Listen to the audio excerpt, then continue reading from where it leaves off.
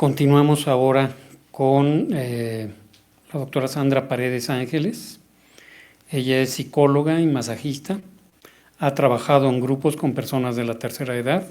Actualmente se dedica al trabajo clínico y terapias corporales. La trayectoria de su formación ha sido doctorado en psicoanálisis en este instituto, diplomado pruebas psicométricas y proyectivas en la UNAM, maestría en psicología en psicoanálisis en el IMPAC.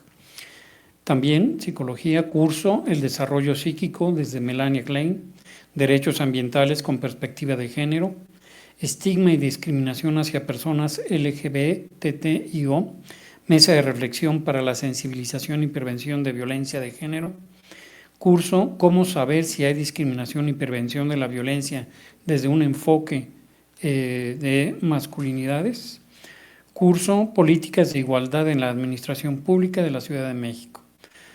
Masajes, curso Ma Dan Yang, curso masaje holístico, masaje fitness, masaje estético avanzado, masaje spa, masaje estético y masaje tailandés. Adelante, por favor. Hola, buenas noches a todos. Nuevamente es un placer estar aquí.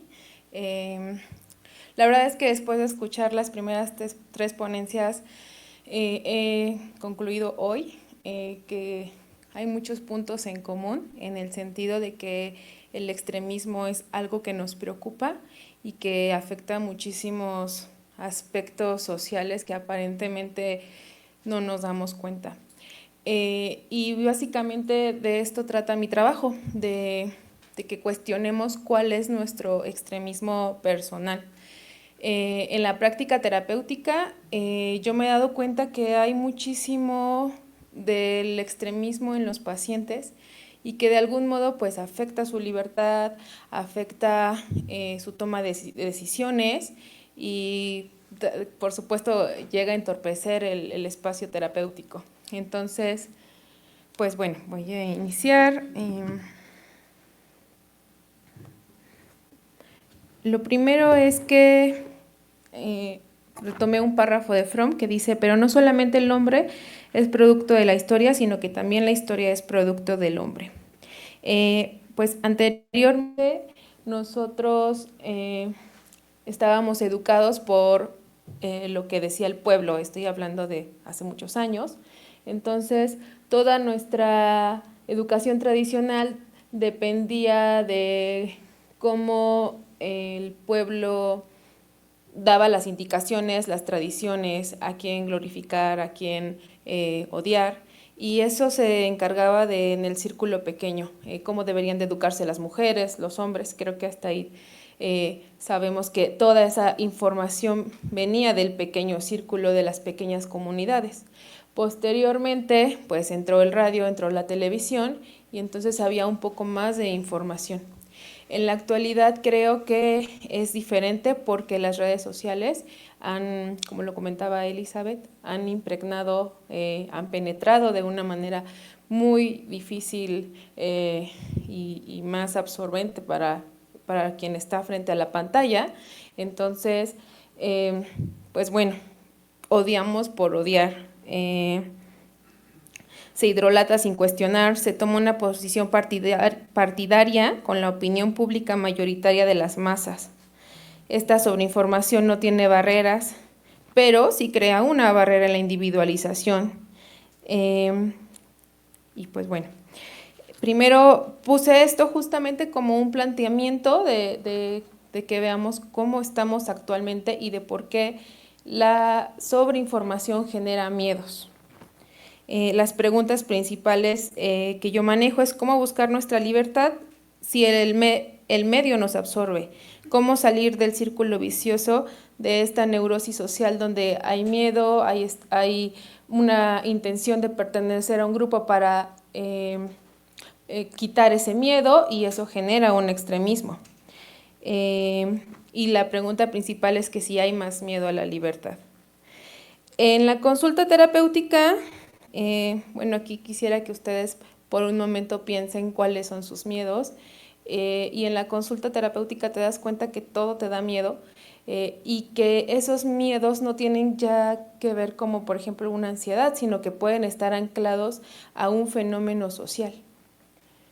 Entonces, pues de los que yo he llegado a escuchar ha sido miedo a la falta de comida, a la pobreza extrema, a no encontrar un trabajo que sea estable, a una posible desaparición, que es lo que hablaba la doctora Amparo. Y pues bueno, puse ahí algunas cifras que justamente en la falta de comida, pues 281.6 millones de personas sufrieron hambre aguda en el 2023. En la pobreza extrema, entre el tercer y el cuarto trimestre del 2024, la pobreza laboral a nivel nacional presentó un aumento de 0.3 puntos porcentuales. En no encontrar trabajo, en el enero del 2025, la tasa de participación económica, porcentaje de la población que se encontró trabajando o que no tuvo empleo, pero estaba en la búsqueda activa de uno, se ubicó en 59%, 59.4%. Y pues a la desaparición, después de un año de llegar a 100,000 casos de personas desaparecidas, la cifra aumentó en un 7.3% en el 2023. Otros miedos que también aparecen es a que se acabe el agua, a la guerra, pues ahorita hay una guerra importante en Rusia y Ucrania, y a la violación. Aquí es muy importante porque no solamente es un tema de mujeres, sino es un tema de, pues ya de general.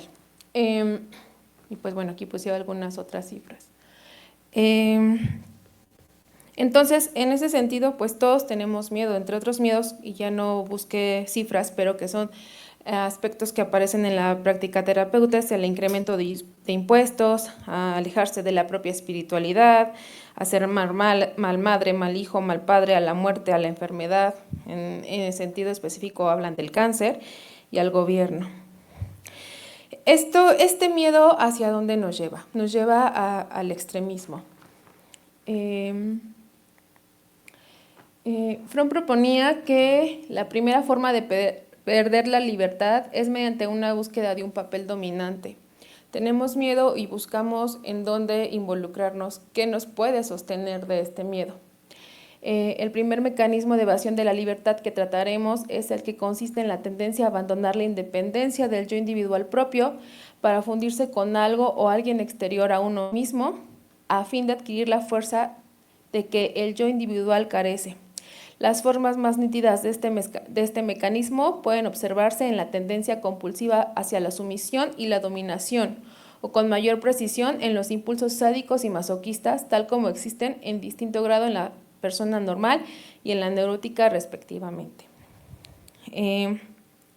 Y pues bueno, justamente los pacientes toman, o nosotros tomamos decisiones para evadir la libertad y pues para defendernos de estos miedos.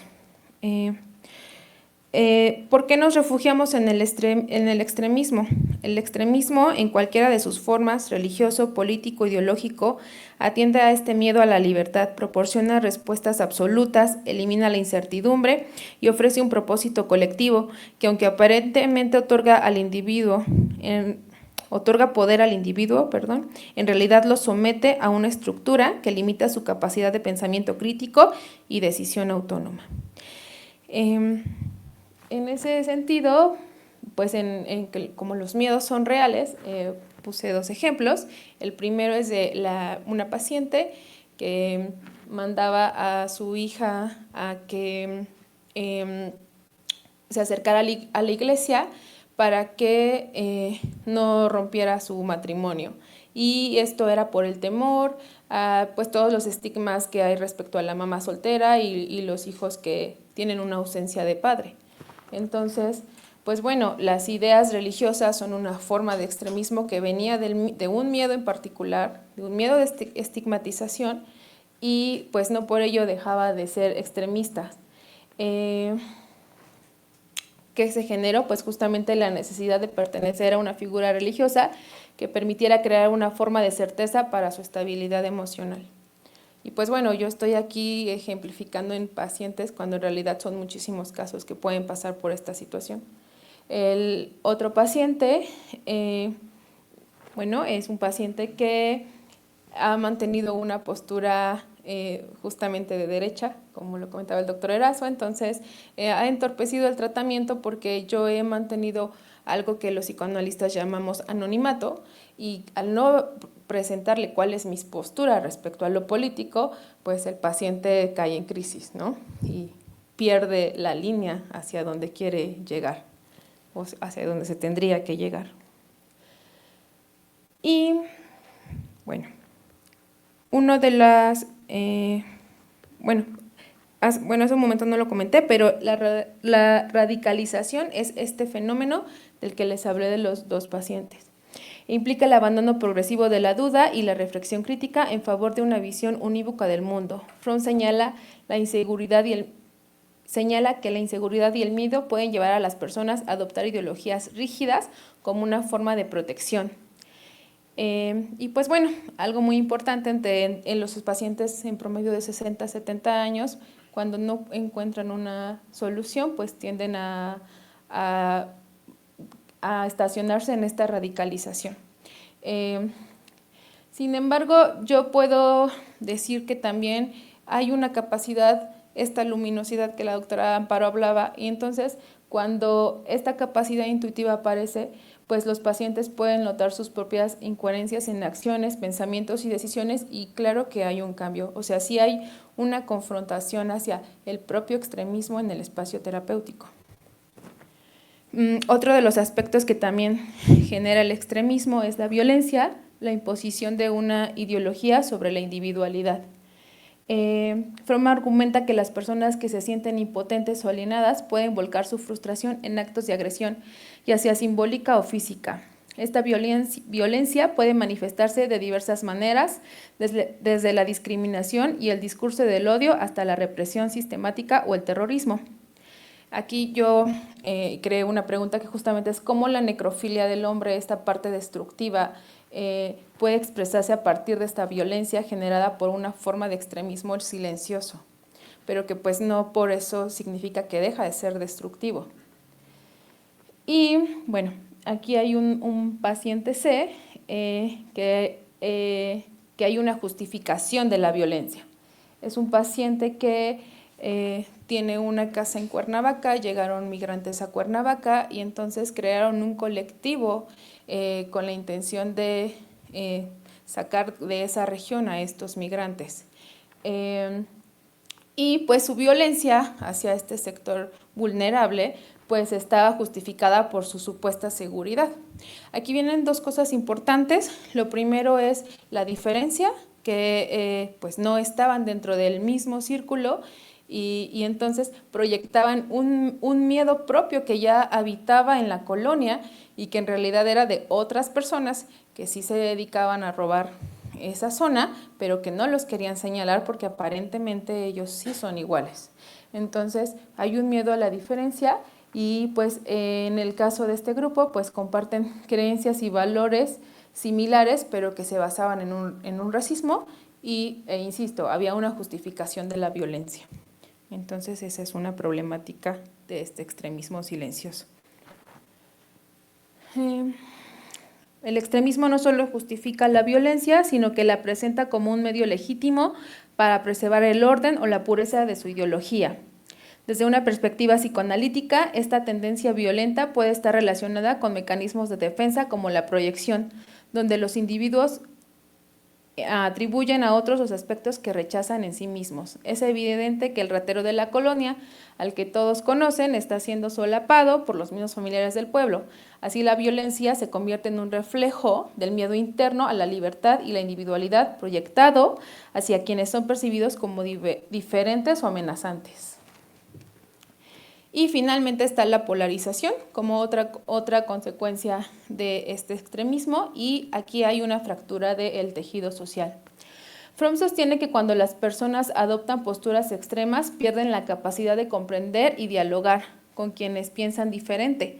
La polarización convierte el debate en una lucha de bandos irreconocibles donde la identidad se define en oposición al otro.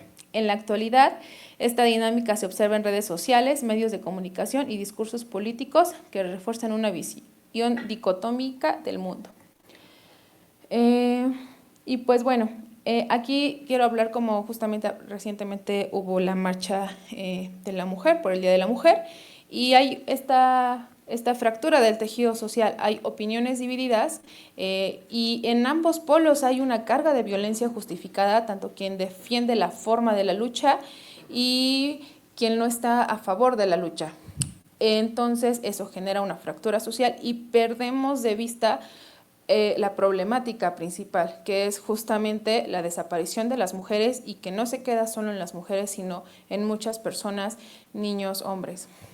Recientemente justamente escuché que hubo más,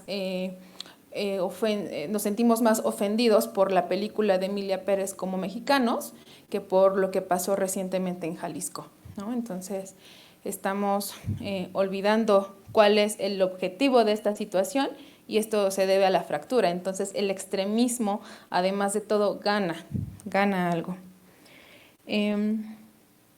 Y bueno, desde el punto de vista psicoanalítico, la polarización puede ser vista como una defensa contra la angustia existencial. La incapacidad de aceptar la ambigüedad, la incertidumbre, lleva a la mente a simplificar la realidad en términos de nosotros contra ellos. Aquí hay algo muy importante que creo que podemos hacer conciencia hoy y es nuestra propia enajenación. La enajenación que las pantallas nos ofrecen es un tema en el que en lo particular siempre he insistido que sí, por un lado el celular nos ofrece toda la información, pero también nos ofrece como ya estoy informado, ya lo vi, ya sé y me quedo en eso, ¿no? Mi lucha se queda después de ver la noticia. Entonces, la intención es justamente ese. Fromm proponía que había una manera, que el capitalismo había llegado a darnos y a construirnos algo, entonces nosotros somos lo que tenemos y pues eso en realidad no es lo ideal, no somos el celular, no somos la localidad en la que nos encontramos, ¿qué somos? Entonces, para no perdernos, hay que volver a cuestionar y ver cuál es nuestra libertad y cómo construirnos sin el material. En conclusiones son las siguientes. El análisis de Fromm sugiere que el miedo a la libertad es una de las principales causas del auge del extremismo y sus consecuencias, la radicalización, la violencia y la polarización. Si bien estas posturas pueden proporcionar un sentido de seguridad y pertenencia, terminan por erosionar la capacidad del individuo para pensar de manera autónoma y para relacionarse con los demás desde la comprensión y empatía. El trabajo terapéutico va más allá de las resistencias del paciente y sus demandas. Sutilmente el cambio social se puede lograr desde este espacio terapéutico. Aunque hay un código ético de no caer en conflictos respecto a temas políticos, sí podemos alumbrarles sus actos de agresividad que tienen que ver consigo mismos. Cuestionemos entonces cuál está siendo nuestro extremismo silencioso. Y por otro lado, en mi conclusión de mi trabajo, me atrevo a decir que más que miedo a la libertad, hay miedo al miedo. Tener empatía de ver al otro para crear conciencia es el inicio para abrir paso a la libertad. La libertad no es solo la ausencia de coerción externa, sino un estado interno que exige valentía, autoconocimiento y un compromiso con la diversidad de pensamiento y la convivencia social. En la última instancia, la pregunta no es solo cómo el extremismo nos quita la libertad, sino cómo podemos, desde la introspección y el diálogo, construir una sociedad donde la libertad no sea una carga, sino una posibilidad genuina de crecimiento y realización personal. Y pues es todo. Muchas gracias.